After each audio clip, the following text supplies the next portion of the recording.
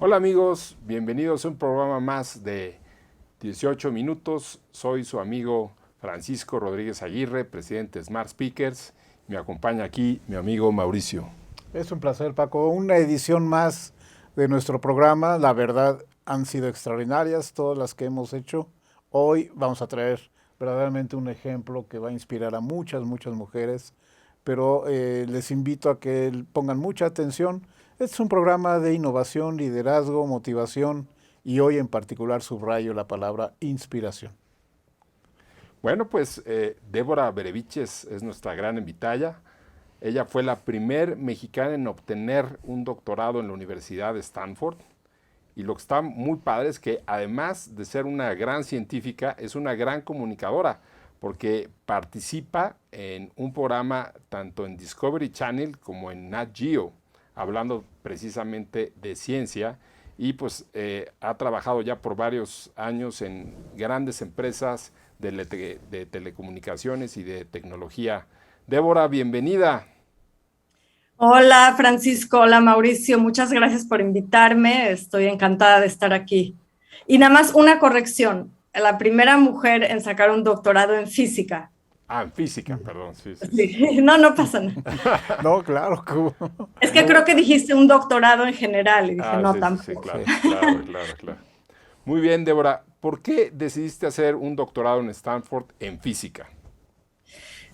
Bueno, primero, ¿por qué me gustó la física? Yo desde niña fui una persona sumamente curiosa, me preguntaba el porqué de las cosas y bueno, mi padre era ingeniero civil de la UNAM, que él construía presas y cosas, vivienda y todo como muy grande y puentes y demás. Entonces siempre le preguntaba muchas cosas y yo creo que hasta lo hartaba de querer saber tanto. Y lo que pasó es que sufrí un poco de discriminación porque creciendo, mi madre, que viene de Guatemala, y muchos padres de mis compañeros de clase y demás, me decían que como mujer, que no, eso de las matemáticas y la física que tanta curiosidad me daban, que no era algo atractivo o deseable como carrera para una mujer. Sí. Entonces, tristemente aprendí a esconder esa curiosidad que tenía a tal grado que a la mera hora de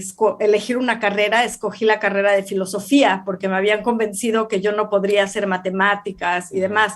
Y tuve una historia, la verdad, muy motivadora, porque entrando ya 2 años de carrera de filosofía en la Universidad Iberoamericana en México, decidí hacerle caso a esa voz interior que tanto me imploraba por hacer física y solicité admisión a estudiar en una universidad americana, que claro, era financieramente imposible para mi familia pagar eso, y tuve la suerte de ganarme una beca completa para irme a la Universidad de Brandeis en Bien. Massachusetts, y ahí conocí a un hindú, un estudiante de doctorado, que creyó en mí y me ayudó a saltarme los primeros 2 años de la carrera de física, al darme mentorías y tal, para poder lograrlo todo en el tiempo que yo tenía la beca, que fueron 2 años. Y de ahí, bueno, me di cuenta que mi pasión por comprender la naturaleza y por hacer matemáticas me iba a llevar mucho más lejos de lo que en ese momento sabía. Y fue pura casualidad el solicitar admisión a Stanford, porque ya estaba yo tarde, estando en México, estaba estudiando mi maestría en la UNAM después de terminar en Brandeis, y fui a la oficina de mi asesor de tesis en México, José Luis Mateos, y le dije, mira, me gané una beca de CONACYT, me quiero ir a Estados Unidos a hacer el doctorado. Y me dice, ¿a quién le pediste plaza de admisión y tal? Le dije, bueno, pues ahí le escribí a un tipo que se llama Steve Chu, y la cara de José Luis se le cayó la mandíbula así, ¿a quién? ¿A Steve Chu? Y le dije, sí, ¿por qué? Me dice, ¿tú sabes que se acaba de ganar el premio Nobel hace tan Oh, solo 3 meses? Y pues bueno, yo creo que por ser tan aventada y ni darme sí. cuenta de que se había ganado el premio Nobel, muchas veces esa gente reacciona muy bien a cuando Ujú. tú te acercas y les dices, tengo la pasión por estudiar los experimentos que usted está haciendo y tal. Y el cuento largo, te lo hago corto, pues logré en 6 años volverme la primera mujer mexicana, me dijeron, en terminar el doctorado en Stanford y fue increíble. Claro, qué increíble y Buenísimo. felicidades por ello, Débora. De lo que nos compartes me llama la atención un par de cosas que quiero que nos compartas un poquito más. Porque esta parte de la filosofía que originalmente estudiaste y cursaste ahí en la Ibero y luego llegar al mundo de la física, me recuerda, por ejemplo, a Stephen Hawking, ¿no? Es como Sí. todos sus libros, en fin, hace tanta referencia a aspectos también que podemos llamar filosóficos. ¿Cuál es tu percepción al respecto y desde el punto de vista femenino y esa sensibilidad que caracteriza a las mujeres que te han llevado a donde has logrado llegar? Esta combinación filosofía, física, un Sí. nivel académico en una universidad como Stanford, etcétera, siendo una mujer que luego también hay algunos prejuicios, afortunadamente ya estamos hablando de otra época en cuanto al Sí. género, todavía nos falta, pero ya estamos hablando en otra época. ¿Qué reflexiones nos puedas compartir sobre esto? Sí. Yo me acuerdo que desde pequeña mis compañeros de clase se burlaban cuando yo decía que la física y la filosofía estaban relacionadas. Y pronto me encontré con escritos bueno, desde Descartes y filósofos que hacían ambas, matemáticas y filosofía. Y, por ejemplo, mi libro favorito es Alicia en el País de las Maravillas. Y lo que mucha gente no sabe es que el escritor, el autor Lewis Carroll, usaba tres seudónimos. Uno era para ser fotógrafo, otro para escribir ficción, como es este libro, y un tercero que era ay, Charles Dodgson, que era el nombre de autor bajo el cual él escribía libros de matemáticas y no fue contemporáneo de Einstein, vivió antes, pero se puede ver incluso en el libro de Alicia una ideas filosóficas precursoras a la relatividad, que bueno, ya después Einstein lo desarrolló matemáticamente. Entonces, y podríamos entrañar en eso, pero a mí lo que me encanta es que la física es una ciencia tan compleja y tan profunda que requiere el ojo crítico de la filosofía, de pensar cuáles son las consecuencias de lo que estamos viendo y experimentando con la naturaleza. Se acaban de ganar el premio Nobel, lo acaban de anunciar en octubre 4, Sí, hace 2 días, y se lo pues sí. ganaron en un área que se llama de física cuántica, que se llama el quantum entanglement, de la correlación, digamos, a nivel no solo local, sino a nivel distante de dos partículas, cosas que son, bueno, increíblemente difíciles de comprender para el ser humano, que en el mundo en el que nos movemos esas cosas no suceden. O sea, si yo aviento una pelota de béisbol para allá y luego aviento otra, operan completamente independientes una de la otra. Y hay experimentos que prueban cosas muy diferentes y muy poco intuitivas a nivel psicológico para el ser humano y que son reales y que experimentalmente las podemos comprobar. Entonces, la filosofía me ha dado una perspectiva para entender y para poder explicar esas cosas de una manera que es quizás más entendible, más fácil, que se relaciona más con el entendimiento de la gente común y corriente que no tiene, digamos, el background, la estructura matemática. Y eso me ha dado el impulso y la habilidad de explicar ciencia en televisión, en pláticas públicas y demás, porque la filosofía me ayudó a entender que solamente explicando las cosas como se lo adjudican a Einstein, de una manera que un niño de 5 años o tu abuelita te pueda entender, Claro. eso es la única manera en la que de verdad puedes probar que las entiendes. Débora, hablas hace rato de mentores, pero creo que tú lograste que un premio Nobel fuera tu mentor en tu doctorado. ¿Cómo lo lograste? Sí, la verdad que no solo fue uno, fueron dos, porque al final Oh, Wow. eh, acabé no terminando el doctorado con Steve Chu, que hacía experimentos, sino que después mi interés evolucionó y acabé siendo física teórica en cosas que tienen que ver con física cuántica y trabajé con Bob Laughlin, que ganó el premio Nobel en el 98 por lo voy a decir en inglés, perdón, el fractional Quantum Hall Effect. Y a Bob Laughlin lo traje a México y dimos conferencias y bueno, estuvo increíble, es una persona espectacular. Y creo que lo que él dijo en México, en una de las conferencias que respetaba de mí, es que no solo veía en mí la aptitud de hacer cálculos y de pensar como científica, sino que yo era una guerrera.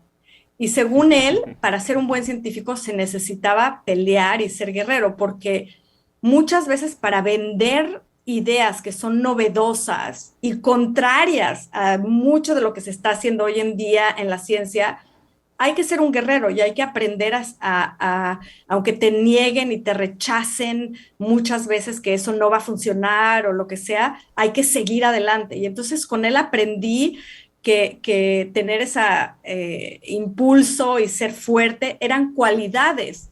Cuando creciendo se me había hecho creer que al contrario, había que esconder esa fuerza para adaptarse al modelo femenino de la época, ¿no? Y entonces, pues fue fulminante poder trabajar con alguien que respetaba ese aspecto. Por eso yo creo que estamos platicando, amigos, amigas, con una persona que sale de ese esquema del modelo típico tradicional de la mujer que, como decíamos hace un momento, está afortunadamente cambiando para beneficio y desarrollo ya no solo de la persona en sí, de la mujer, sino en general de la sociedad. Y aquí tenemos un gran ejemplo como es Débora. No dudaría, mi querido Paco, que en unos años estemos platicando con Débora para felicitarla por su premio Nobel. Sí, como que intuyo que para allá va.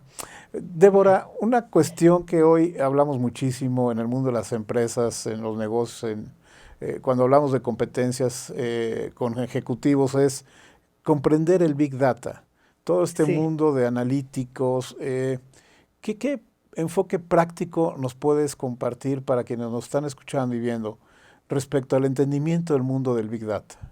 Sí. Yo creo que, bueno, el término de Big Data y muchas veces se confunde o se relaciona mucho a la inteligencia artificial, a la ciencia de datos, a lo que llamamos machine learning o conocimiento automático, etcétera. Todas estas áreas dentro de la computación y de los cálculos y la ingeniería se refieren a tratar de que las computadoras sustituyan o piensen como un ser humano, pero que vayan más allá y que lo hagan más eficiente. ¿A qué me refiero? Hoy en día usamos, sin darnos cuenta, la mayoría de las veces, un montón de aplicaciones que utilizan Big Data y inteligencia artificial, como lo es los algoritmos de recomendación de Netflix, de Amazon, que a veces predicen lo que nosotros vamos a querer comprar antes de que nosotros mismos sepamos que lo queremos o por qué lo queremos. Por ejemplo, usar la aplicación móvil de Google Maps, los mapas en Google. No nos damos cuenta de todo lo que está detrás de calcular la ruta más eficiente de un lugar a otro, ¿no? Y entonces es esta serie de modelos y de commandments, digamos, que le damos a las computadoras, no solo para que aprendan a tomar decisiones de la manera y con los factores que queremos tomar en cuenta, sino que vayan improvisando y corrigiendo el proceso por el cual toman decisiones hasta volverse cada vez más y más y más eficientes. Al darle feedback, cada vez que uno dice, bueno, es que no me sirvió o llegué mucho más rápido o toma otra ruta, lo cual la señal viaja por GPS y se da a conocer que tomó otra ruta. Todos estos estímulos hacen que el algoritmo mejore sus cálculos constantemente. Entonces, por ejemplo, un banco puede utilizar el Big Data para resolver problemas como detección de fraude, de tomar decisiones mejores y mucho más amplias y sin sesgos de la gente, de los seres humanos que tenemos, a ciertas demográficas y cierta gente que pide un préstamo al banco. Podemos mejorar el conocimiento de diferentes choques económicos que pueden afectar el precio de ciertos instrumentos financieros, etcétera. Entonces, el Big Data hoy en día son el conjunto de modelos y algoritmos detrás de todos los datos que consumimos y que determinan en muchos sentidos el comportamiento humano. Débora, ¿cuál ha sido el momento más difícil en tu vida profesional y cómo lo superaste?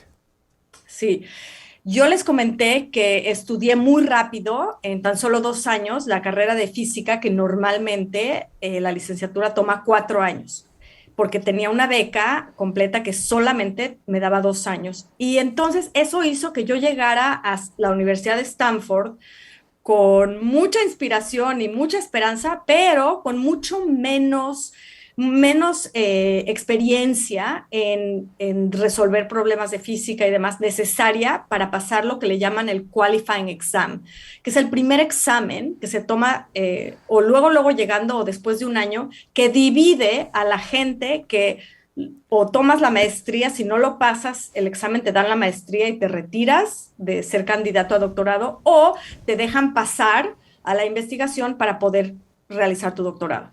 Pues resulta que éramos 2 mujeres, una rusa y yo, en una clase, digamos, de 34 personas. Eran 32 hombres y 2 mujeres. Oh, Las dos reprobamos el examen la primera vez que lo tomamos. Y desafortunadamente el director de los estudiantes en ese momento nos dijo, cuando preguntamos por qué históricamente había varias mujeres que no lo habían pasado el examen y se habían ido del programa de doctorado que nosotros conocíamos. Y entonces nos respondió muy negativamente y dijo, miren, les voy a ahorrar el tiempo, ni traten de tomarlo el año que entra este examen, aunque tienen legalmente el chance de hacerlo, porque los departamentos de física en Estados Unidos y mundialmente son y van a seguir siendo dominados por hombres. Nos creó tanta choque al sistema, ¿no? Esto que nos dijo, que logramos ir con las autoridades de la universidad y compramos tiempo y compramos todo un año de tiempo en el que se nos respetó la oportunidad legal de tomar el examen al siguiente año. Y en todo un año nunca me moví de ese departamento, no en la Navidad, no viajé, no salí ninguna noche, nada. Estaba sentada en mi escritorio y subía al baño y a dormir todos los días estudiando la física, ahora sí, otra vez desde cero, resolviendo problemas y problemas, hasta que al final del año logramos, tanto Lidia y yo, la otra compañera mía, pasar el examen, no solo escrito, sino que hubo una parte oral por otros 3 profesores. Fue dificilísimo. Y era mucho más fácil creer lo que nos habían dicho, ¿no? Que no podíamos, que nos ahorremos el tiempo, que nos vayamos ya, pero fue una lucha no solo académica e intelectual, sino una lucha moral y de espíritu, de decir, ah, sí, no me vas a dejar y no crees que yo lo puedo lograr, pues más, digamos, empinados, o ¿cómo se dicen en es español? la Más perseverancia, digo, al final de cuentas. perseverancia de Claro. lograrlo. Y por eso siempre digo, si yo pude lograrlo, cualquiera puede lograr sus sueños, porque lo que se requiere es perseverancia y esfuerzo, y eso lo tenemos todos. Pues muchas gracias, Débora. Se nos ha acabado el tiempo, solo son 18 minutos, pero pues nos quedamos con grandes ideas y con grandes conocimientos de tu parte. Muchas gracias. Increíble, encantada de estar aquí, ojalá que podamos hacerlo en el futuro. Así será. Gracias por estar con nosotros. Amigos de Smart Speakers, de La Medir y de Mundo Ejecutivo, muchas gracias por acompañarnos y los esperamos hasta otro 18 minutos. Gracias.